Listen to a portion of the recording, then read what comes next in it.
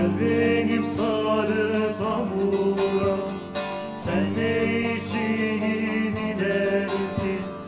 Dişim oyuk derdim büyük, ben onun işini dilerim. Dişim oyuk derdim büyük, ben onun işini dilerim.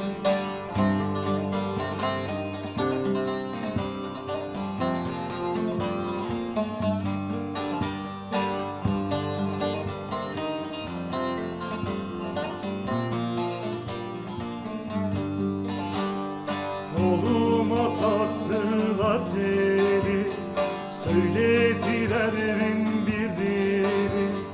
Koluma taktılar teli, söylediler bin bir dili.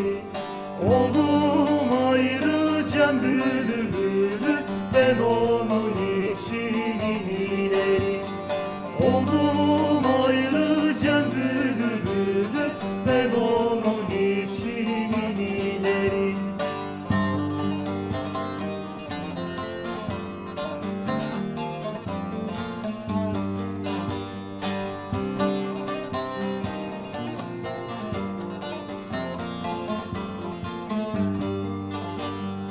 Göğsüme tahta döşerler, durmayıp beni okşarlar. Göğsüme tahta döşerler, durmayıp beni okşarlar.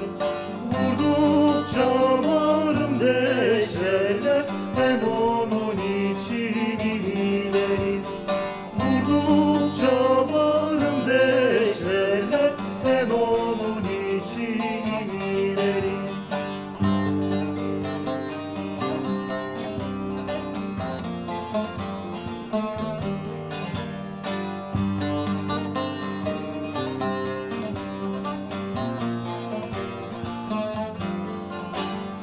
Sarı tavuradır adı, göklere ağar feryadı.